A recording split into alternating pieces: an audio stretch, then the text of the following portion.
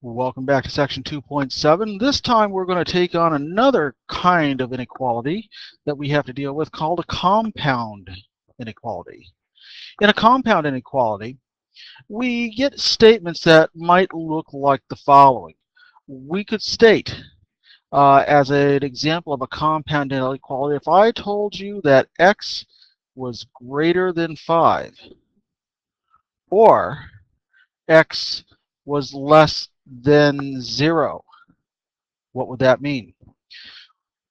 If we looked at each of these inequalities separately, the way they would go is that we would say the word or to us is the same as in mathematically saying a union.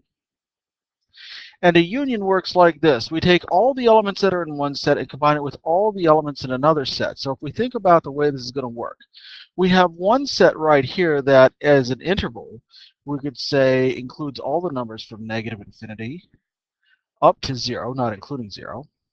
And we have another set here that would be given as 5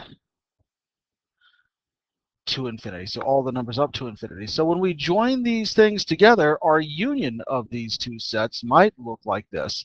We might say -infinity to 0 union with the set from 5 to infinity. And we're saying that there are two sets of numbers now that will satisfy this statement.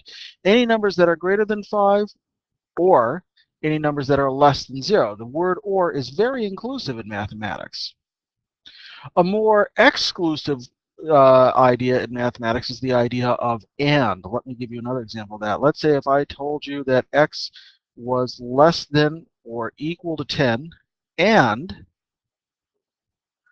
x was greater than or equal to 5. Well, what would that mean to us? In this case, the word and is equivalent to using the intersection. And in an intersection, we only take the pieces that overlap between the two sets. So what have we got our two sets here? We've got a set that goes from -infinity all the way up to and including +10. And we've got a set that starts at 5 and goes all the way up to +infinity this time, including the 5.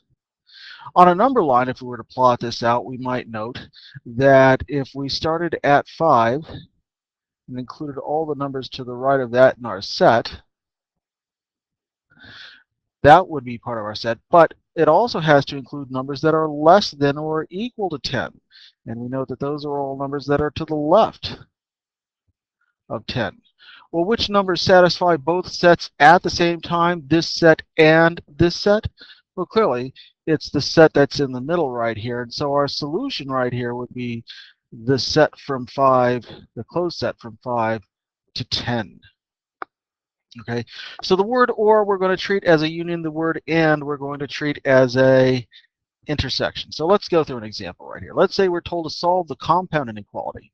4x minus 3 is greater than 5, or 4x minus 3 is greater than or equal to -15. And then we're going to write our solution set in set builder notation this time. Okay, so set builder notation, similar to what we've talked about up here. All right, but let's go through it.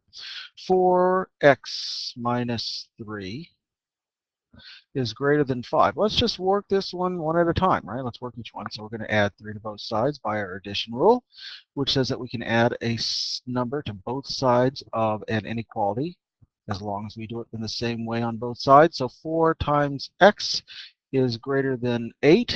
And of course, dividing both sides by +4, we're dividing by a positive number, so we don't have to change the direction of the inequality, right? That only occurs when we've got negative numbers. So x would be greater than 2. All right, so that's one. Now, of course, the other one in our compound inequality was this one that went 4x minus 3 is greater than or equal to -15. If you add 3 to the left and you add 3 to the right, adding 3 to both sides gives us 4x is greater than or equal to -12 this time. And even though there's a negative involved, we're only dividing by a positive number. So we're still dividing by +4 right here. So we get the inequality x is greater than or equal to -3. All right, so let's look at these two inequalities. What do they mean? Well, if we say or, we include everything that are in these two sets. Well, what's in both of these two sets? I like putting it on the number line because it helps me visualize the situation. So I've got this set that starts at 2. So let's see, here's 0, 1, 2, 3, 4, and so on, and to the left, -1, -2, -3. I'll put one more in here for good luck, -4. All right, so what does it mean? Well, we've got one set that includes all the values that are to the right of +2 in our set. Well, that's good, okay. And then we've got all the sets that are greater than or equal to -3 in this set as well. So we shade in all of that portion. So we say, okay, if we were to combine these two so that every element in one set and or every other element in the other set was included, then what would that set look like? Well, in this case, our set is going to include everything greater than or equal to 3, including the 2 in this case, right? Because that is greater than or equal to -3. So we're going to say our set is going to be in set builder notation, the set of all x such that x is greater than or equal to -3. That is our set builder notation for this set along the number line. More examples in the next video.